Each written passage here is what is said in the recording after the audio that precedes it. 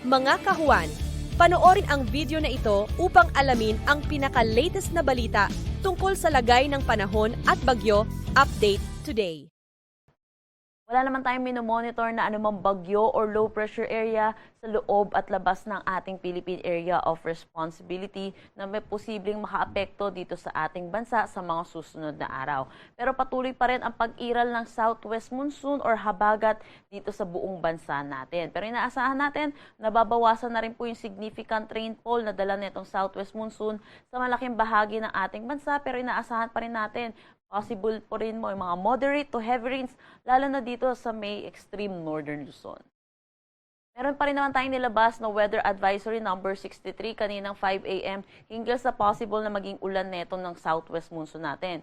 Inaasahan natin ngayong araw, posible pa rin po yung 50 to 100 millimeters of rain, lalong-lalo na dito sa may Ilocos Norte, Apayao, Cagayan, lalong-lalo na po dito sa may Babuyan Islands. So, iba yung pag-iingat po para sa ating mga kababayan dahil sunod-sunod na araw na rin po tayong nakakaranas ng mga pag-ulan. Pero inaasahan po natin sa mga susunod na araw, improving na rin po ang weather dito sa may Northern Luzon at mababawasan na rin po ang mga pag-ulan.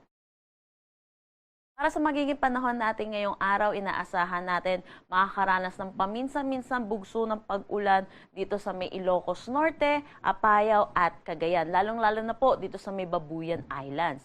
Para naman sa nalalabing bahagi ng Ilocos Region, Cordillera Administrative Region, Cagayan Valley, pati na rin sa buong Central Luzon, makakaranas pa rin naman sila ng makulimlim na panahon na may mataas din na tsansa ng mga pag-ulan, lalo na po sa hapon at sa gabi. Good news naman para sa mga kababayan natin dito sa may Metro Manila, Bicol Region, Calabarzon at Mimaropa. Improving weather na po ang ating nararanasan. Kaya asahan din po natin, may tendency rin po na magiging mainit at maalinsangan na po yung ating mga tanghali hanggang hapon na may mataas na tsansa ng mga pag-ulan, lalo na sa hapon at sa gabi. So, iba yung pag-iingat po para sa ating mga kababayan at huwag pong kalimutan ang payong para sa pananggalang po sa init sa umaga at tanghali at mga pag-ulan sa hapon at sa gabi. Para naman dito sa may Palawan, Visayas at Mindanao, inaasahan natin maaliwalas pa rin ang kanilang panahon pero asahan din po natin yung mataas na tsansa ng mga pag-ulan pagdating sa hapon at sa gabi.